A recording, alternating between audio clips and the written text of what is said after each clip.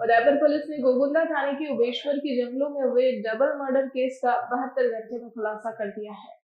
Police ने murder के मुख्य आरोपी तांत्रिक को गिरफ्तार किया है। सोमवार को एसपी मुख्यालय कुंदन कुमारिया ने हाथीपुल स्थित गिरवा वृत्त कार्यालय में प्रेस वार्ता कर मामले का खुलासा किया।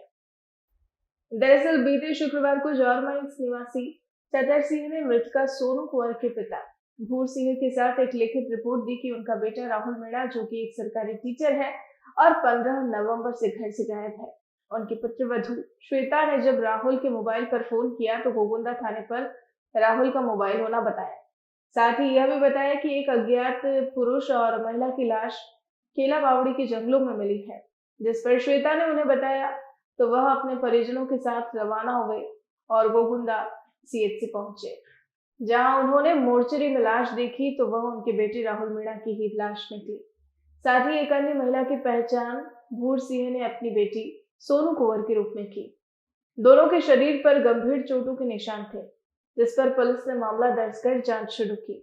मामले की गंभीरता को देखते हुए एसपी विकास शर्मा ने एसपी मुख्यालय कुंदन कुमारिया के नेतृत्व में गिरवा डिप्टी भूपेंद्र, गोगुंदा थानाधिकारी योगेंद्र कुमार व्यास, नाई थानाधिकारी श्याम सिंह रत्नू, बेकरिया थानाधिकारी मुकेश कुमार की अलग अलग टीम गठित की। टीमों द्वारा घटनास्थल का मौका मुआयना कर आसपास स्थित गांव के लोगों से गुप्त तरीके से जानकारी जुटाई, जिससे मृतक का एप्पल आईफोन प्राप्त हुआ, जिसकी मदद से दोनों की शिनाख्त संभव हो पाई। घटनास्थल पर मृतका की बड़गांव स्थित किराए के मकान से गोगुंदा होकर आने वाली और दूसरा ओबेश्वर जी होकर आने वाले संपूर्ण रास्तों पर सीसीटीवी फुटेज और दुकानों मकानों से मुखबिर के जरिए जानकारी जुटाई गई। साथ ही मृतका के पीहर और ससुराल दोनों पक्षों से गहनता से पूछताछ की गई। करीबन 50 जगहों के सीसीटीवी फुटेज और 200 लोगों से पूछताछ और तकनीकी साक्ष्यों की सहायता से डबल मर्डर केस के आरोपी वादवीगुड़ा स्थित इच्छापूर्ण शेषनाग बाबूजी मंदिर के पुजारी भालेश कुमार जोशी को गिरफ्तार किया गया। पुलिस ने आरोपी को सोमवार को कोर्ट में पेश कर पुलिस कस्टडी में लेकर अग्रिम अनुसंधान जारी है। पूछताछ में आरोपी ने बताया कि 7 से 8 साल से इच्छापूर्ण शेषनाग बाबूजी मंदिर में पुजारी के रूप में काम करता था। मृतका सोनू कुंवर के परिजन भी पारिवारिक समस्याओं के चलते पुजारी के पास जाते रहते थे। मृतका का वैवाहिक जीवन अस्त व्यस्त होने के चलते उसके लिए भी तावीज बनाया था और मृतका भी उसकी भक्त थी। मृतक राहुल मीणा के परिजन भी पहले से पुजारी को जानते थे और रविवार को बाबूजी के दर्शन के लिए आते रहते थे।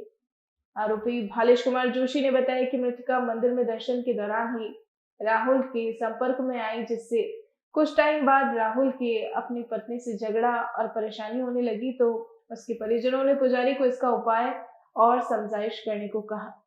पुजारी ने मृतक की हरकतों का पता लगाकर इसे यह सब छोड़ने के लिए कहा और उसके घर वालों को भी इन दोनों के संबंधों के बारे में बताया।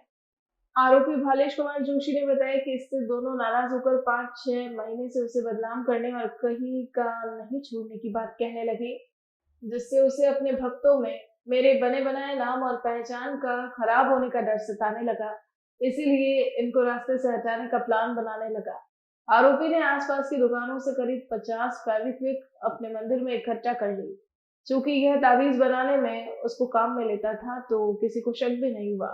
15 तारीख को मृतक को सुखाड़िया सर्कल से लड़की से लास्ट बार मिलवाने का कहकर और फिर यह काम छोड़ देने हेतु तैयार करके रास्ते में मृतका को साथ लेकर बाइक पर बिठाकर ओबेश्वर जी की तरफ लेकर गया। वहां पर घटनास्थल पर दोनों द्वारा लास्ट बार संबंध बनाने की गुजारिश करने पर खुद थोड़ा साइड में हो गया और जब वो संबंध बना रहे थे तो फेविक्विक की बोतल ऊपर डालकर चाकू और पत्थर से दोनों की हत्या कर वहां से निकल गया और अगले दिन बूंदी निकल गया।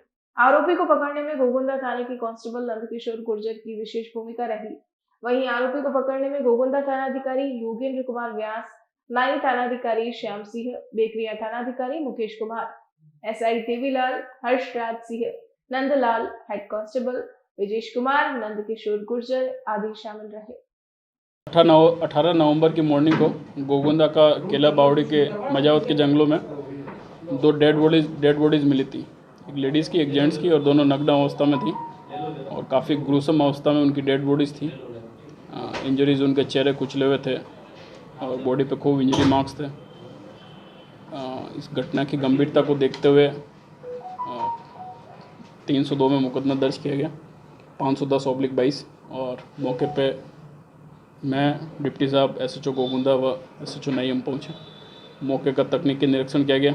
Dog squad FSL clue team बुलाई और हमारे सामने सबसे पहला टास्क ये था कि ये डेड बॉडीज़ का आइडेंटिफिकेशन करना। घटनास्थल के आसपास भी छानबीन की गई कि कोई आइडेंटिफिकेशन मांग या कुछ ऐसा मिल जाए। तो एक एप्पल का फ़ोन मिला।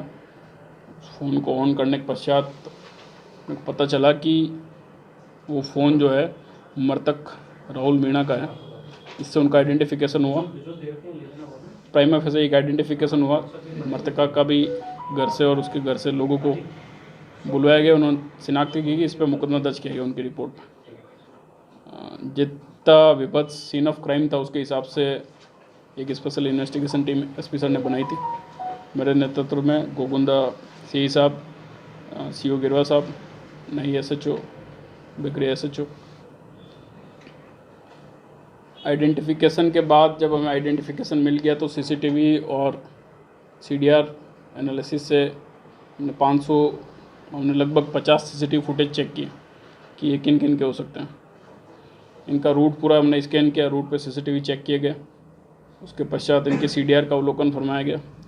उसके पश्चात हमारे पास सीन ऑफ क्राइम पे जितना इमोशनल इन्वेस्टमेंट किया था क्रिमिनल ने उनको मर्डर करने में, उससे वो कोई उनका नॉन पर्सन और कोई उनकी पर्सनल खुन्नस रखने वाला व्यक्ति हो सकता था। तो इस चीज़ को ध्यान में रखते हुए मृतक के घर वालों से, मृतका के घर वालों से हर पक्ष से कड़ी पूछताछ की गई। कॉमन नंबर जो CCTV फुटेज से जो हमारे पास फुटेज आई तो उसमें एक व्यक्ति मृतका के साथ जंगल की तरफ जाते हुए दिखा। तो वो कोई नॉन पर्सन था। तो कॉमनैलिटी से जो नॉन पर्सन है वो सारे के बाद हमने मुलजिम अरेस्ट किया। उसका नाम है बालेश जोशी, 52 वर्षीय व्यक्ति है और ये गोगुंदा एरिया में भोपा जी का काम करता है। मृतका क्योंकि दोनों लोकल हैं और ये लोकल भोपा है तो उनकी फैमिलीज दोनों शादीशुदा हैं और इनके फैमिली में कोई पर्सनल इश्यूज़ रहे होंगे तो ये उनके संपर्क में 4-5 सालों से थे। वही मृतका की उनके मंदिर पे उनसे जान पहचान हुई, वहाँ से टच में आए, उनकी दोस्ती थी, उनके कॉल्स हैं, काफ़ी फ्रिक्वेंट कॉल्स हैं। जब मृतक के घर वालों ने, खासकर उसकी वाइफ ने भोपा से पूछा कि ये अपनी पारिवारिक समस्या बताई तो मृतका के रिलेशन एक्सपोज हो गए, जिससे वो भोपा से नाराज़ चल रहे थे तथा उसको धमकी दे रहे थे कि आपका नाम खराब करेंगे, इज्जत खराब करेंगे। इस धमकी से परेशान होते हुए भोपा ने इनके मर्डर की प्लानिंग कर ली थी। जो बालेश है उसने मर्डर की प्लानिंग कर ली थी क्योंकि वो ताबीज़ बनाने का काम करता है या रुद्राक्ष की माला देना, इस तरह के वो काम करता है। चाकू रखता है अपने पास रक्षा सूत्र बांधने का, और ताबीज़ बनाने में वो फेविक्विक यूज़ करता है। तो उसके पर्सनल एक्सपीरियंस से उसको पता था कि उंगली वगैरह चिपक जाती है, अच्छे से चिपक जाती है। जब आप रिप ऑफ करते हो तो छुड़ाना आसान नहीं होता। तो उसने 50-60 फेविक्विक खरीदी, 10-15, 5 रुपये वाली। उसने बोतल में इकट्ठा की। उसने 200-250 ml फेविक्विक इकट्ठा की। चाकू उसके पास हमेशा रहता है रक्षा सूत्र काटने के लिए। और 15 नवंबर को उसने प्लान बनाया मर्डर करने का, एग्जीक्यूट करने का। उसने मृतक को सुखाड़े सर्कल पे बुलाया। वहाँ से उसको ये झांसा देते हुए कि आज आखिरी बार आप मिल लो, फिर इसके बाद आप सुधर जाना। इसी झांसे से उसने मृतका और ये तीनों लोग इकट्ठा हुए और निकले और घटनास्थल पे पहुँचे। वहाँ पे आखिरी बार उनके रिलेशन इस्टेब्लिश हो रहे थे। इस मौके का फ़ायदा उठाते हुए उसने, जब वो इंटरकोर्स में इंगेज थे, तभी उसने फेविक्विक की बोतल दोनों विक्टिम्स पे गिरा दी। इससे उनकी आंखें, उनके मुंह, प्राइवेट पार्ट्स और शरीर की स्किन आपस में चिपक गई एक दूसरे से।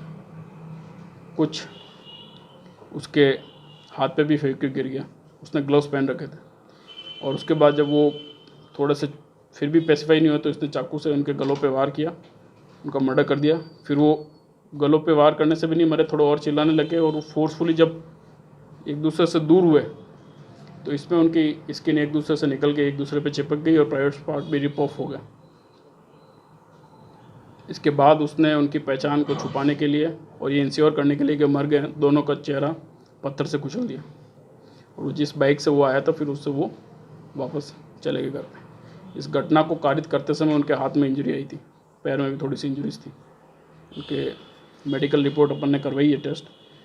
उनके कट इंजरीज है उनके अंगुलियों में, और फेविक्विक लगने से जब वो जो ग्लव्स चिपक जाते हैं उसको उसने रिप ऑफ करके जो मौके पर फेंका है तो उसके अंगूठे पे भी स्किन निकली हुई है पूरी। और इसकी मृतक मृतका से दोनों से बात हुई थी उस दिन, और ये क्योंकि कॉमन पर्सन है, भरोसे का आदमी है, तो इस तरह हमने इसको जीरो इन किया। उससे पूछताछ की, सारे पक्षों से पूछताछ की, उससे भी पूछताछ की, तो उसने फिर स्वीकार किया अपना जुर्म करना।